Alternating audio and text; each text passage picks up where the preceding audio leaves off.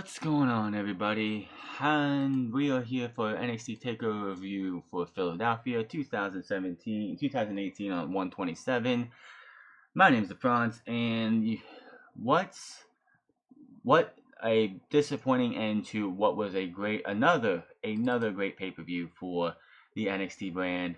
What a disappointing end to what should have been a big Daniel Bryan-esque moment for Johnny Gargano. People said that this was the start of the slow build for Johnny Gargano winning the NXT Championship. Where have you been? Where have you been? This guy has been on this build since Chicago last June, July, whenever it was at Backlash. Johnny Gargano, or April, whenever it was. This guy has been on this build for this title since then. Why they didn't pull the trigger tonight is beyond me, especially with the way the show ended. It would have been the fact that Tommaso Ciampa comes out after he's up at the ramp, hits him with a crutch, really didn't have as much of an impact as it would have been had Johnny Gargano been holding the NXT Championship and been the new champion. That would have been the perfect way to end the show. Some people are saying that was the perfect end of the show. No, it wasn't. No, it wasn't. This was just a big blunder, and you don't see this often in NXT, but that was the biggest blunder in NXT history, in my opinion, since NXT has gotten as big as it has. That was a bullshit ending to what was a really great night. I don't know who thought that was a good idea. What was the point of building Johnny Gargano up since middle of last year to build him up to this big storybook ending and just crush it all like that? If anybody was actually, the people who watched the show, if you saw how hot the crowd was for that entire show and how disappointed that entire crowd was the second that referee hand went down for 3 and the bell rung, the entire crowd died like that. Just like that. There was barely any crowd reaction for about 5 minutes after that. There was absolutely no reason to not give Johnny Gargano the NXT Championship tonight. Johnny Cena, great worker, one of the best they have. Transitional champion, bar none. He should have been a transitional champion who holds it for one takeover and then gives it to the guy who you've been building for for half a freaking year, probably even 9 months. That was just ridiculous. I don't know who thought that was a good idea. Do I know what I'm talking about? Probably not, but it was just a bullshit finish to what was one of the best shows they've done in a long time. And of course, it's better than anything we'll see tomorrow night. But that was a garbage finish. It would have been the impact that we had for Tommaso Ciampa's return was lessened because Johnny Gargano was not the NXT champion when that happened. It would have made a huge difference. Because instead of ruining Johnny Gargano's moment of being the new NXT champion, all he did was just attack somebody because he felt like it. He attacked somebody who has been able to wrestle while he's been out because he can. That didn't have as much of an effect. I sat there and was like, one, you saw it coming because the crowd. The one problem with attacks from behind are kind of ruined on TV because the crowd sees it coming before you do. Like when Adam Cole made his debut, the crowd was going nuts over by where he came from the crowd because everyone was there cheering. The crowd kind of kills that momentum of, oh my gosh, that's a major hit, because they know something's happening before you do. Just like in the Adam Cole Aleister Black match, the Undisputed Era gets involved, and the crowd spoiled it before you knew it, because they were sitting there like going crazy because they saw those guys running to the ring. Great show overall, disappointing ending. They put 99% of this show was great, with 1% being a disappointment. That's a great show, of course, but big disappointment. They dropped the ball for the first time in probably a long time, if ever, since this thing's been on the WWE Network. And we don't see that often in NXT. And the only way I can see this even making any sense is somehow, someway, between now and New Orleans, Johnny Gargano is your number one contender again, and he wins the title at TakeOver New Orleans, and then goes to Chicago, where this all started, and has a match with Tommaso Ciampa for the NXT Championship. But again, the attack from behind was lessened. The effects of the attack from behind by Ciampa was lessened because it wasn't as big of a moment as it should have been. It could have been a bigger moment. A lot of people were calling for him to actually screw Johnny Gargano out of the title, which would have been even worse because it just wouldn't have worked. If you want to make this work, you need to have Johnny Gargano should have been champion tonight with his wife, who, by the way, got involved in the end of this match, which was pretty funny. I thought I popped up for that one. That was just hilarious how that was happening. But in order for this to work and it actually be as big of an impact as it should have been, Johnny Gargano should have won this match tonight, been your NXT champion, go walk up to the ramp with his wife, hold the championship high, he's basking in the moment, and then all of a sudden, crack from behind, Tommaso Ciampa strikes. They didn't do that. They dropped the ball, in my opinion, and I don't know where we go from here. They will, of course, have tapings at Center Stage for the next 2 days, on Thursday and Friday this week, to lead up to March, which March they'll have the final tapings going into NXT Takeover New Orleans. Somewhere in these tapings, they have got to make Johnny Gargano the title, the champion, the contender again. Stipulation of some kind at New Orleans, and that's where Johnny Gargano wins the title. If that doesn't happen and they move on from Gargano as a champion contender, then they just blew the biggest story they could have had for NXT that they will ever have. I'm sorry, but if this is the last time that Johnny Gargano goes after the NXT Championship as in his time in NXT, they just blew the biggest feel-good story they have had since Daniel Bryan. They even mentioned that these have similarities to Daniel Bryan. So I'm hoping that they fix this and they correct this by having Johnny Gargano go for the title in New Orleans. But if this is it and they move on to Aleister Black versus Andrade Cien Almas, then they just screwed up completely. And a lot of fans are going to start losing faith in Triple H for doing stupid stuff like that, because that was just stupid as can be. Other than that, this was a pretty good show. We started off with the NXT Tag Team Championships, the Undisputed Era versus the Authors of Pain. The Authors of Pain ambushed Fish and O'Reilly before the match started. Undisputed Era tries playing keep away early on in this match. O'Reilly looking for the triangle choke halfway, like at the beginning of this match, and then transitions into a leg lock, but couldn't put it in. AOP then gets into control. After a bit, Fish and O'Reilly are like, we're done with this. We don't have to deal with this. We're just gonna leave. Keep our championships by a count out, but the Authors of Pain are like, we ain't having none of this. They blindside Fish and O'Reilly, sending Bobby Fish into the stairs, or was it? It was one of the two got sent into the stairs. They did end up throwing. They took out Kyle O'Reilly, and Bobby Fish was thrown back into the ring. He's like not happy with what's happening, so he's trying to escape. Whereas one of the AOP members, I can't remember if it was Akam or Razor, grabs him while he's like trying to crawl out of the ring, hooks him up to a wheelbarrow position, picks him up, flips him around, and just drills him onto the barricade. Beautiful looking move. Then they end up hitting a double team move, I'm pretty sure, on Kyle O'Reilly. Razor has Kyle O'Reilly in a sidewalk slam position.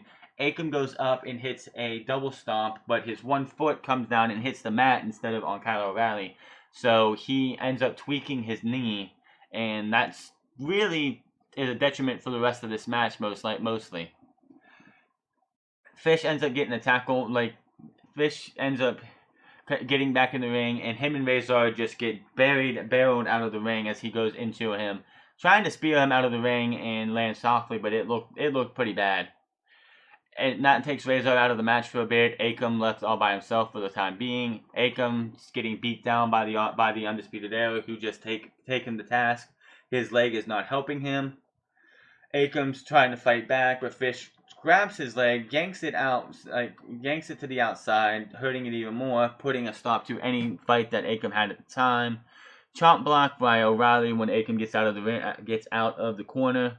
O'Reilly with a knee bar on Akam, then to the injured leg, but Akam is able to get to the ropes.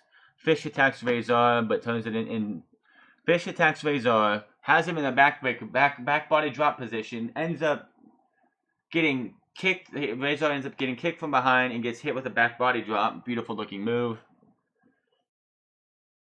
Razor finally tags in and goes off on Fish and O'Reilly, Fish gets onto Razor with a rear naked choke while he has Kyle O'Reilly in the back body drop position, and ends up getting pretty much pays for it as he throws Kyle O'Reilly behind him and drops Fish onto the mat.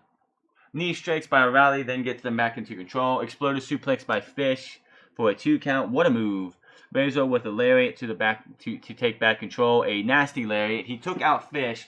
He tries to take out O'Reilly. O'Reilly kicks his arm the first time, and then he's like, nope, I'm not having that, and just nails O'Reilly with a lariat. Beautiful looking move. Akam ends up tagging back in. The match comes down to a last chapter stop by O'Reilly, who locks in a knee bar. Fish had a choke on Razor to try and keep him from interfering in the finish. Razor says, you know what, this isn't going to work, and just takes Fish and flips him onto O'Reilly. Dueling chance for both these teams for this great match that they've been putting on. Beautiful opening. O'Reilly with the roundhouse kick to the injured knee. Multiple roundhouse kicks, actually. Just angers Akam. Akam with an explosive suplex of his own. He clubs Fish off the apron. Buckle bomb by Akam, knees to O'Reilly. Razor boots Fish in the face. They go for the super collider. They hit their backs against each other. Bobby Fish takes the power bomb, but Kyle O'Reilly stops him from power bombing and hits it with nails a Hurricane Rana, sending one AOP member into the other. O'Reilly rolls him up for the 3 count, getting the cheap victory. So your winners and still champions were Undisputed Era. Who is going to challenge the Undisputed Era next? That is yet to be seen. But where does the Authors of Pain go from here? Well, the next 2 gentlemen who were shown in the crowd, the War Machine, Hanson and Rowe, are being rumored to have a match with the Undisputed Era at NXT Takeover New Orleans, and then NXT Takeover New Orleans is going to be the last match for the AOP before they are moved up. So, looking forward to see what happens with War Machine in the coming weeks as we get ready towards New Orleans. Those 2 are going to be heck of a battle. They looked a lot smaller on NXT TV than I remember them in the Indies, but that is NXT TV for you. They take off the 10 pounds. So, Cassius Ohno versus the Velveteen Dream. Before we got to this tonight's show started, on the pre-show, they were giving away the NXT Year-End Awards. Velveteen Dream and Aleister Black won Feud of the Year. Beautiful feud. If you haven't seen anything between those 2, you should go check out everything before War. I think it's 6 weeks or so before War Games, all the way up leading up to War Games, and the confrontation between those 2. It ended with a great match between them and put Velveteen Dream on the map. Of course, he did not win the match, but he got what he wanted, so in his eyes, he won. Dream on that pre-show said he predicts a 30-second or less knockout of Cassius Ohno. He does come out wearing boxing shorts with him on one leg and Cassius Ohno on the other. He comes down to the ramp, and this beautiful woman just walks around him, and this big buff dude holding a pillow, a fluffy pink pillow, at least it looked like with the coloration, had something on it, and it turned out to be a mouthpiece, which, by the way, Nigel, I don't think I said it yet, but Nigel Guinness was not here tonight, so hope he gets better with speedy recovery. He is feeling under the weather. Percy Watson said this, it was him and Marvin Allo.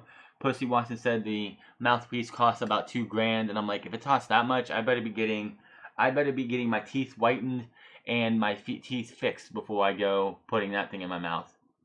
Cassius Ohno, with not wanting to be one-upped, came out with a boxing robe on, a smaller version of a boxing robe. It didn't go below his waist, really. But it said KO Knockout Artist Cassius Ohno, which is pretty cool. He did have a new t-shirt. Instead of having something that was sports-related, like a Chicago Bulls or Sacramento Kings attire or Duke, he had a t-shirt that said Cassius Ohno Knockout Artist. Pretty awesome.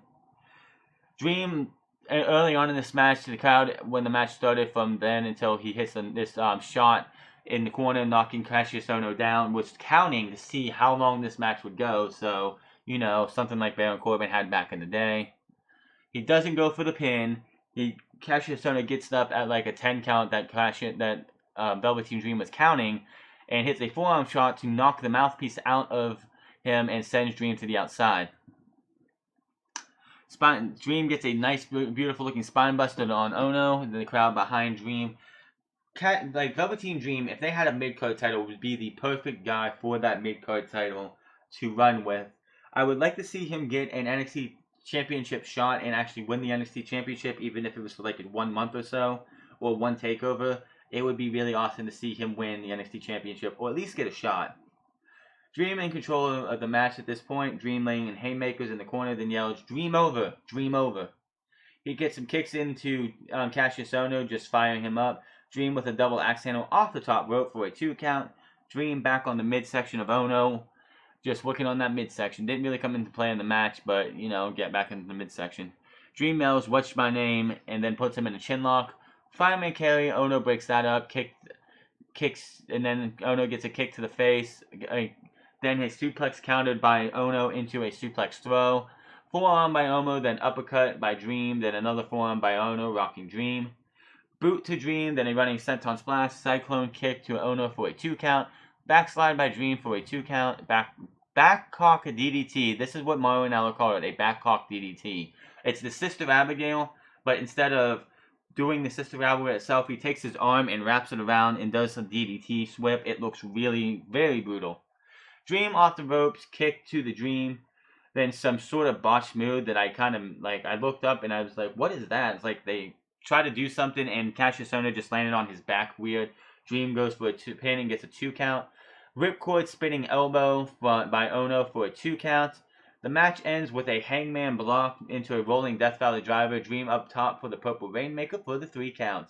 Your winner, Velveteen Dream, who gets that big win that he needed to keep his stock rising. This dude is going to do big things in 2018. I could literally see him getting a championship opportunity after TakeOver New Orleans. I think that's all stuff set in stone. But after Chicago, he'll probably get a championship opportunity for Brooklyn. I could see him being the Brooklyn challenger. Then we had the NXT Women's Championship, Shayna Baszler versus Ember Moon. Shayna Baszler had a Goldberg-esque entrance when they started playing her music, which she does have a horse. Like, they have the sound of a horse in her entrance, so that's like signaling she's one of the 4 horsewomen of MMA, since we have the 4 horsewomen of the WWE with Bayley, Sasha Banks, Becky Lynch, and Charlotte.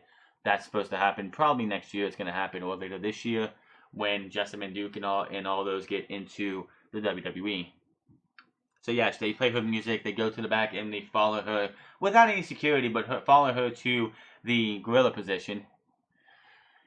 Baszler gets control of this match real early, giving absolutely no fucks about what she's doing. She smiles the entire time. Suicide died by Ember Moon, so taking out Baszler when she gets sent to the outside. Beautiful looking shot. Moon goes for some kind of cartwheel move, but gets blocked and hit with a multi-knee strikes. Baszler starts taking her hair out and then just starts screaming and hits her with another knee strike and then goes for a 2 count. Then she pulled off. Then sometime a little bit later, she has her foot on Ember Moon's hand like she did with Dakota Kai, and does the foot stomp, and it just looked brutal. And of course, as any other brutal move, they're going to sit there and show it 3 or 4 times. It was ugly, very ugly.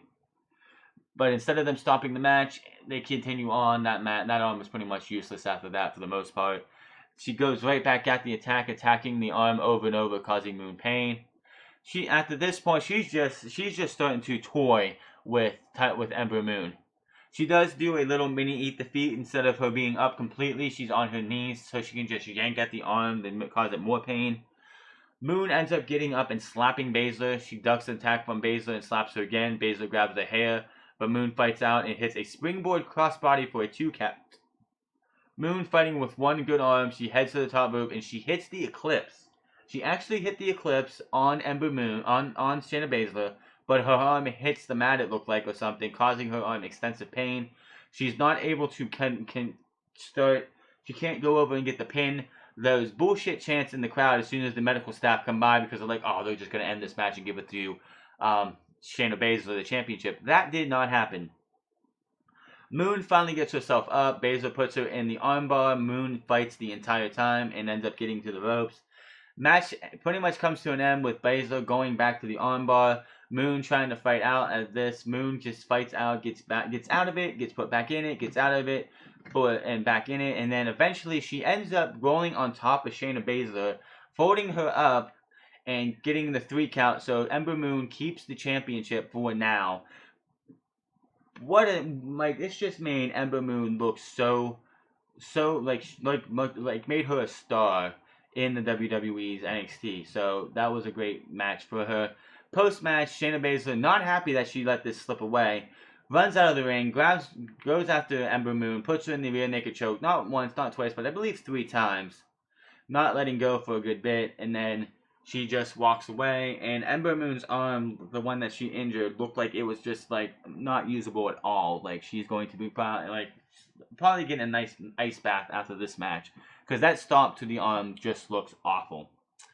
Then Ricochet, Trevor Ricochet Man, as they put it. I don't think they're going to be using Ricochet. I think he's just going to be Trevor Man, which is Ricochet's real name. Which I'd rather him be Ricochet. Maybe Queen, maybe not Queen, but Prince Ricochet or something.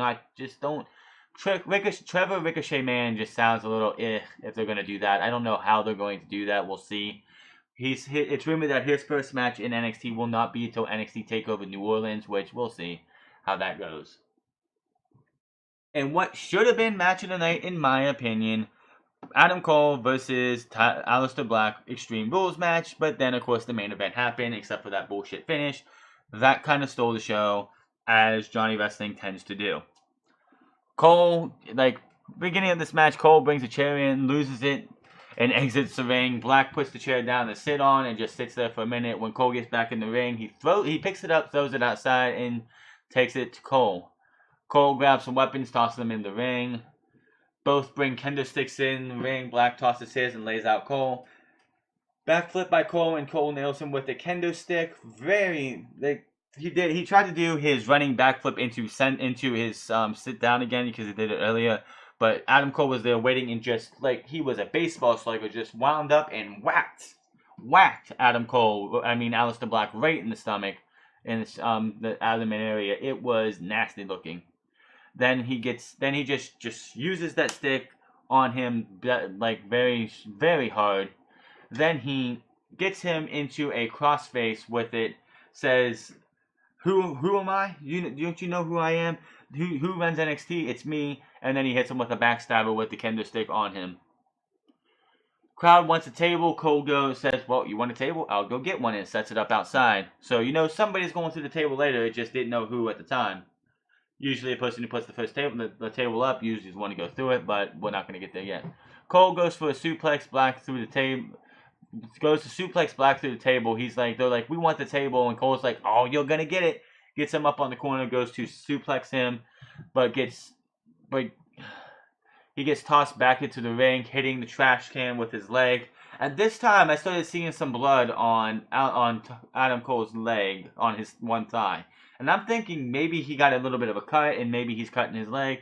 Turns out that if you notice, his hand, I don't know how his hand got busted open, but his hand was just bloodied the entire time from here on out. Black, pretty much without saying a word, says one table isn't enough. So he gets outside and grabs the second one, sets it up beside the first table that Adam Cole put up, and he's like, "Well, that's not enough either." And he grabs a ladder, sets it up on the apron. Of course, that's a bad idea because Adam Cole comes out and drop kicks him in the ladder into Aleister Black, wiping him out.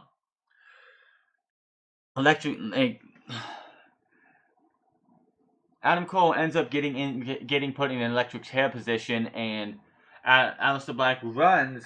Instead of turning around and dropping him into an electric chair drop, he actually picks and throws Adam Cole into the ladder, trying to break the ladder, which Adam Cole set up earlier. Standing double stomp to Cole by Black. Black goes to the top rope. Cole throws a chair at Black, who's over in the corner by the tables. He throws a chair, he catches it, he gets hit with a super kick and falls through the tables. And you can tell on the replay, and they're going to be fine for this spot because this is a shot to the head, a legitimate shot to the head. He has the chair caught, and as you see on the replay, he actually ducks his head to take the shot to the head, falling backwards into the two tables. Aleister Black and Adam Cole, if they don't get fined for that, I would be surprised.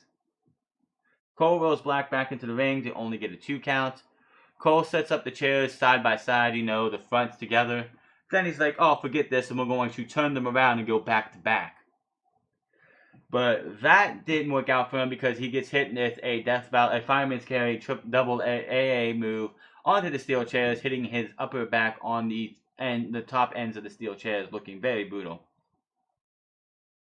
Running knee into Cole, but the chair was in the way. Black goes for a 2 count, but Fish and O'Reilly make their presence felt and come into the ring. They hit the double team finisher and drag Black over to the announce table. They clean off the announce table, look to put him through the announce table, and then Sanity shows up. And Alexander Wolf looks like he's back from his injury. He's been cleared to wrestle again, which is great to see Alexander Wolf back. You only see Eric Young and Alexander Wolf at this time fighting with Kyle O'Reilly and Bobby Fish. They battle with them all the way around the ring to the ramp area. And I'm wondering, where's Killian Dane? Turns out Killian Dane was in the ring. And and then Eric Young and Alexander Wolf hold Fish and O'Reilly so Killian Dane can hit a suicide dive through the ring, through the middle rope, onto all 4 men, taking them out. Match comes to an end. Well, basically, Cole goes to grab Black and suplex him through the announce table. That's blocked. He ends up falling onto the announce table and gets hit with double knees through the announce table. Match comes to an end with Black throwing Cole into the ring. Cole hits him with a super kick. Cole goes for a chair. Tells Aleister Black, I'm going to hit you with this.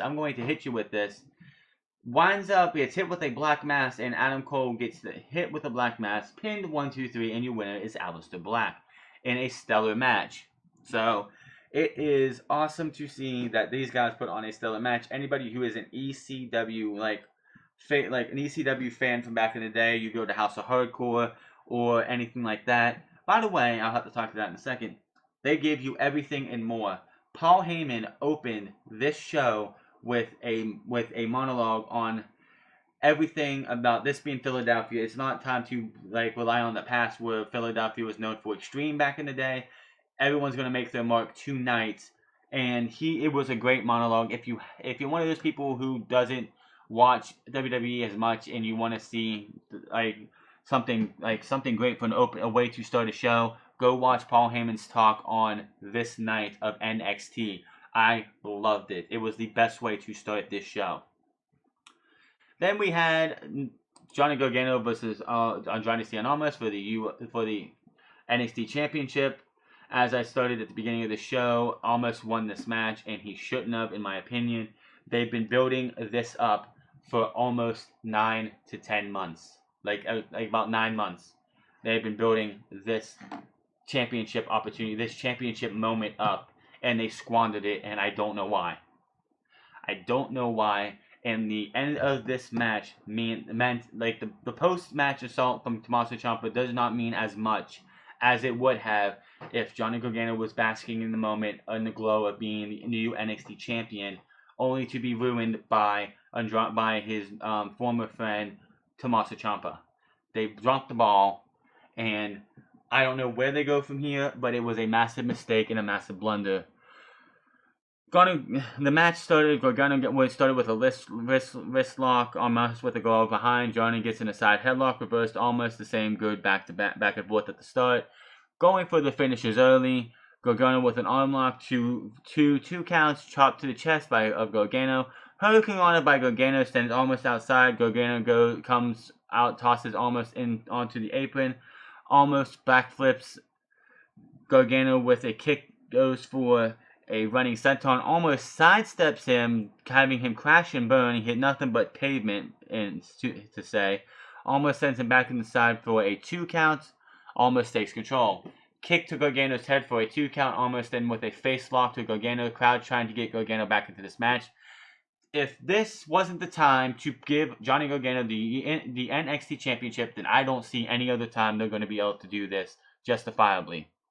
Double foot stomps missed over the head, belly to belly to lands almost into the turnbuckle pad. Johnny with a combo of attacks, then a tornado flatliner, Beautiful looking move. I'd never seen anyone do a tornado flatliner before. I believe that was the flatliner. Slingshot spear for a 2 count. Gargano Enziguri, an Enziguri. Gargano hit scissors, reversed into a slam for a 2 count. Almost moonsault turned into a standing moonsault. Basically, what happened was usually when someone misses a moonsault, or like they do like the spot where it's like they're gonna hit a moonsault, but they land on their feet. Well, Johnny Cena almost took it a step further, and he landed on his feet, but Johnny Gargano only rolled a little bit, so he did a standing moonsault. Beautiful looking spot. By the way, his entrance tonight, he had the mask mariachi band, and he paid homage to his wrestling days as a masked wrestler, which I can't remember what the top of the name it was, but it was awesome to see that. Elbows by Almost, and a Gargano Steph elbow by Almost for a 2 count. Super kick by Gargano for a 2 count. Both men with strikes to each other as both fall to the mat. These guys were starting to really look spent towards this time. Almost kicks out of the corner. Kick out for the corner. Then one off the top rope. Puts Gargano on the top rope. Almost going for a hammerlock DDT. But Gargano moves out a cheeky Nendo kick, which is where they are standing on the second rope. They put their head between their legs and they do a super kick to them. If you ever seen Will Ospreay or Marty Scurll or anyone else like that in the British wrestling wrestle, they use it all the time. Gargano missed sunset flip, drive through knees. Gargano moves the second time, inverted DDT off the top rope for a 2 count for Almost. Both men crawl to the apron. Almost picks up Gargano, goes for a hammerlock DDT, but Gargano blocks. Gargano gets back in the ring as they trade blows. Step up into Gary Slingshot DDT on the apron to the outside. Brutal looking move. Johnny Gargano just knows how to make it work.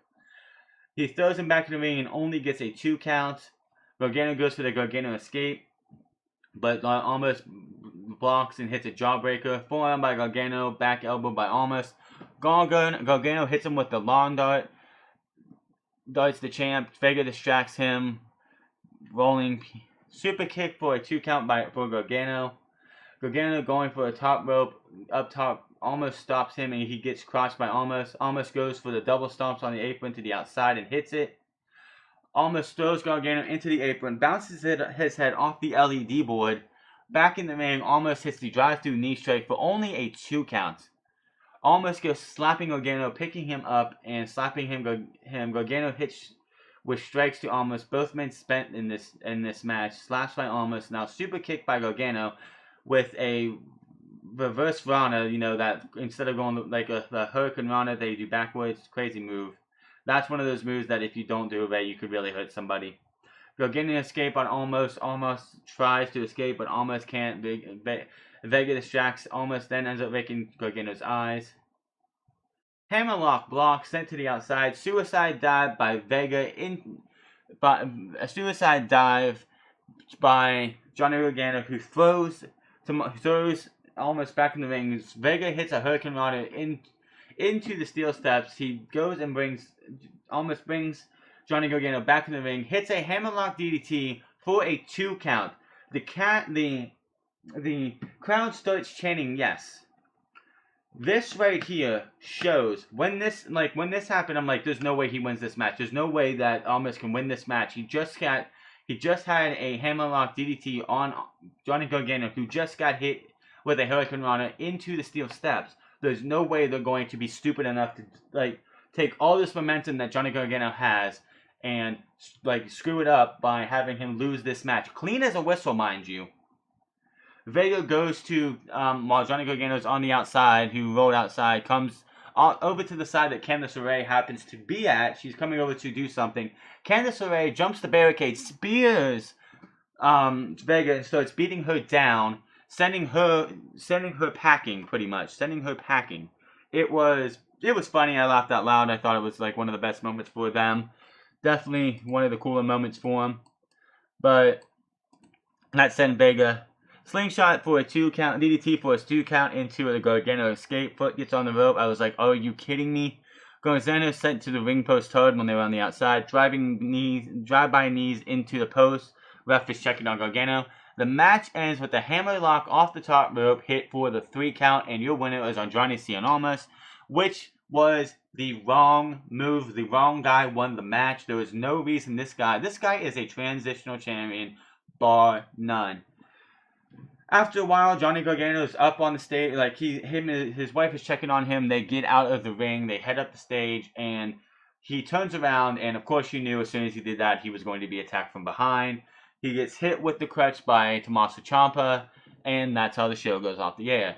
I want to know, what was the point of having that spot for Johnny Gargano to get hit if he wasn't the champion? It makes no sense. I know we knew it was going to happen, but why wouldn't you put the championship on him? It would have been a much bigger deal had it been Johnny Gargano's big moment of being NXT champion, only for it to be ruined by Tommaso Ciampa with the shot in the back. WWE, not Vince McMahon, I was going to say Vince McMahon, but he has nothing to do with NXT other than it being part of the WWE. Triple H and the writers and the people behind NXT made the biggest blunder I have ever seen in NXT with this. What was the point of building this up only for it to just be knocked down and being like, haha, double bird to everybody who thought we were going to give Johnny Gargano the title. It feels like a slap in the face to everybody who believed that Johnny Gargano was going to be champion. The only way they can rectify this and fix this is it builds to a match between these two again, which I would not mind you, as long as it's a stipulation, because this is the third time these guys have had a match that is just a one-on-one match with no stipulation. If we can get a stipulation match, say like a Falls Count Anywhere, I would love to see an Iron Man match between these two.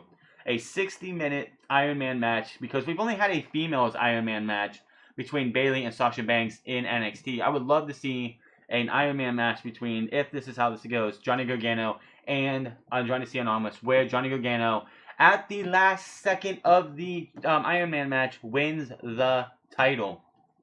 If this is the last time Johnny Gargano goes for the NXT Championship, then they threw away months and months and months and months of build for nothing. For nothing.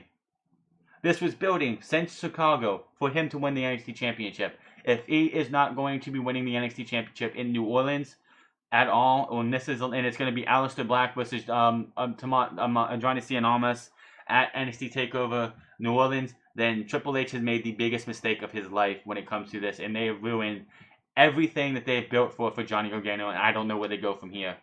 That's one of those things that they better have some plan in place for this, or there's a lot of faith lost in NXT right now, because there was no reason for a transitional champion in Andrade Cien to keep the title after NXT Takeover Philadelphia.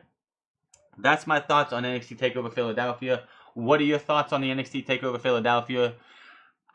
Great show, disappointing ending, but I will be back here tomorrow. Find me on Twitter at The France. Find me on Twitch. Find me at twitch.tv/TheFrance08, because some bastard has The France already. I will be back here for Royal Rumble, which will be somewhat a little bit different because it is the Rumble. But I will see you guys tomorrow, and hopefully that Triple H has a plan for this, because if this is the last time we see Johnny Gargano go for the NXT Championship, then they just blew the big